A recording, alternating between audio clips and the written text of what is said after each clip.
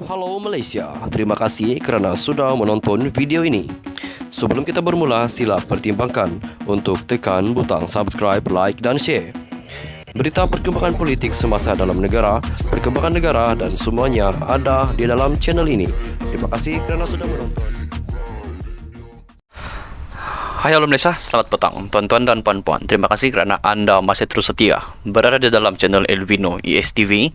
Jangan lupa untuk tekan butang subscribe, like video ini dan jangan lupa untuk kongsikan, share video ini banyak-banyak supaya seluruh rakyat Malaysia dapat mengetahui kewujudan channel ini dan dapat berkongsi maklumat berkaitan dengan perkongsian berita-berita politik dalam negara. Tuan-tuan dan puan-puan, sebelum kita mulakan isu hari ini admin mahu kongsikan satu berita yang dipetik daripada syahbudin.com.net yang mengatakan tajuknya adalah nak jatuhkan kerajaan Anwar mesti berani seperti Anwar Ibrahim. Minggu lalu sekali lagi timbul desas-desus mengenai komplot untuk menjatuhkan kerajaan perpaduan pimpinan Anwar Ibrahim.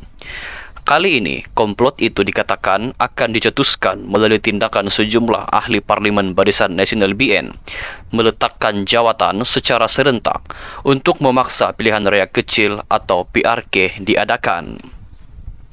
Melalui PRK itu, ahli-ahli parlimen yang meletakkan jawatan tadi akan bertanding semula sama ada atas tiket Perikatan Nasional PN ataupun bebas untuk membebaskan diri mereka daripada terus terikat dengan Barisan Nasional BN yang telah mengikrarkan sokongan kepada Anwar Ibrahim.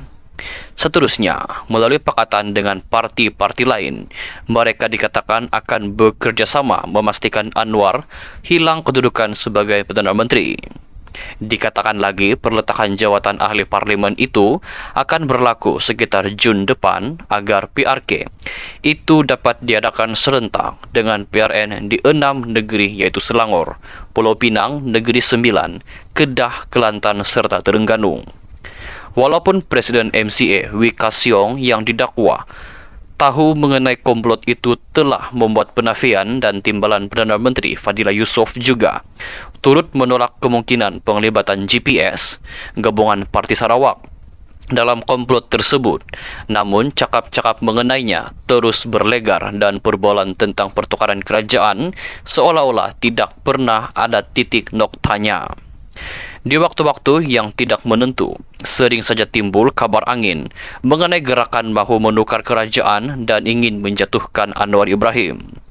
Begitupun apa yang ketara, meskipun sudah beberapa kali tercetus berita mengenai perkara itu, yang muskil sekali ialah tidak diketahui siapa ketua yang merancangnya dan tidak disebut juga siapa calon Perdana Menterinya. Baik ketika Hadi Awang, Tun Mahathir Mohamad atau pihak lain yang bercakap mengenai hasrat untuk menukar kerajaan, mereka juga tidak menamakan siapa calon Perdana Menteri yang bakal diangkat untuk menggantikan Anwar Ibrahim. Dalam komplot terbaru yang tercetus minggu lalu, meski dilaporkan bahawa Mahyadin Mohamad Yassin akan jadi Perdana Menteri kiranya perancangan itu menjadi kenyataan, tetapi Presiden Bersatu itu sendiri tidak pernah mengiyah atau menafikannya sehingga sekarang. Bahkan berdasarkan gerak-geri politiknya yang terlihat sejuk kebelakangan ini, ramai yang sudah hilang keyakinan terhadap Mahyadin. Bagaimana seorang yang sejuk dan semacam tidak mengetahui sesuatu gerakan menjatuhkan kerajaan mahu dijadikan Perdana Menteri. Lagipun beliau ada kes mahkamah sekarang ini, menonjolkannya sekali lagi sebagai calon Perdana Menteri mungkin akan menyebabkan wujudnya gelombang penolakan yang ketara daripada ahli-ahli parlimen sendiri. Dalam masa yang sama, walaupun diketahui bahawa Tun Mahathir memang mahu menjatuhkan Anwar Ibrahim, tetapi beliau sendiri tidak boleh dinamakan sebagai calon Perdana Menteri kerana bukan merupakan ahli parlimen. Lebih daripada itu, beliau juga tidak pernah menamakan sesiapa untuk menjadi Perdana Menteri jika Anwar berjaya dijatuhkan. Cubaan Tun Mahathir untuk berbaik-baik dengan pimpinan Perikatan Nasional PN setakat ini masih tidak menampakkan kejayaan, di mana majlis berbuka puasa anjurannya pada pertengahan Ramadan lalu tidak pun dihadiri Mahyadin, Hamzah Zainuddin, Hadi Awang atau lain-lain pemimpin daripada blok pembangkang. Yang hadir ketika itu hanyalah Ahmad Faizal Azumu dan Peja bersama beberapa orang lagi wakil bersatu yang tidak cukup besar nama mereka. Jadi siapa sebenarnya calon Perdana Menteri di sebalik seringnya wujud komplot mahu menjatuhkan kerajaan itu? Kalau bukan Mahyadin, adakah calonnya ialah Hamzah, yaitu sebagai ketua pembangkang sekarang? Ataupun Hishamuddin Husin? Ataupun Ismail Sabri Yaakob bakal ditonjolkan sekali lagi? Siapa, dan siapa? Tidak kira bagaimana dan bila gerakan mahu menjatuhkan kerajaan itu mahu dijadikan kenyataan serta sama ada ia benar-benar mampu atau tidak menjadi realiti. Salah satu faktor penting untuk menjayakan perkara seperti ini ialah siapa ketua yang merancang dan siapa calon Perdana Menterinya. Ia akan menjadi penentu sama ada rakyat menyokong atau menerima baik mengenainya. Lihat bagaimana timbulnya gerakan mahu menukar kerajaan yang berlaku sebelum ini. Ia bukan saja digerakkan oleh Anwar tanpa sembunyi, malah beliau sendiri menonjolkan dirinya sebagai calon Perdana Menteri.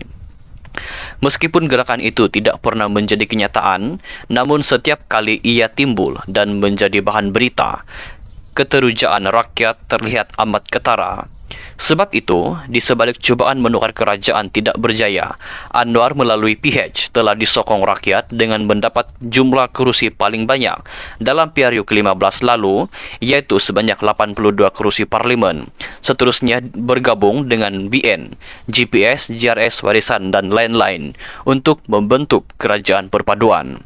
Dalam arti kata lain, untuk menukar atau menjatuhkan kerajaan melalui apa jua gerakan politik, ketua gerakan tersebut dan siapa calon Perdana Menterinya mestilah jelas dan tidak disembunyikan. Orang itu mesti berani menonjolkan diri sebagaimana beraninya Anwar sebelum ini. Kalau siapa yang mengetuai gerakan pun tidak diketahui dan siapa calon Perdana Menteri juga masih tidak pasti, lebih baik hentikan saja kerja buang masa itu. Baik Tun Mahathir, Hadi Awang dan lain-lain pemimpin yang mungkin akan bercakap lagi berkenaan menukar kerajaan selepas ini, harap jangan lupa sebut sekali nama calon Perdana Menteri yang ingin ditonjolkan itu.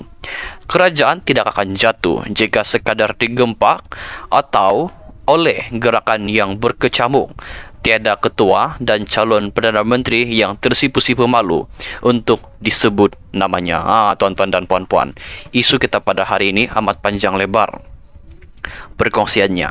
Tuan-tuan dan puan-puan, apakah pendapat anda dengan tajuk berita yang baru saya kongsikan sebentar tadi, yaitu tajuknya adalah nak jatuhkan kerajaan mesti berani seperti Anwar?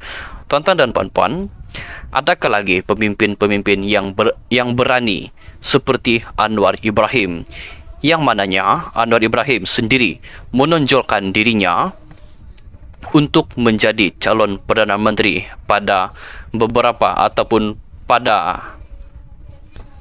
sebelum pilihan raya umum ke-15 yang lalu. Tuan-tuan dan puan-puan, Anda boleh tinggalkan pendapat Anda di ruangan komen di bawah. Baiklah tuan-tuan dan puan-puan, sekian saja dulu perkongsian berita kita pada petang ini. Jangan lupa untuk tekan butang subscribe, like video ini, dan jangan lupa untuk tekan butang share. Kita jumpa lagi di perkongsian berita yang seterusnya. Bye-bye.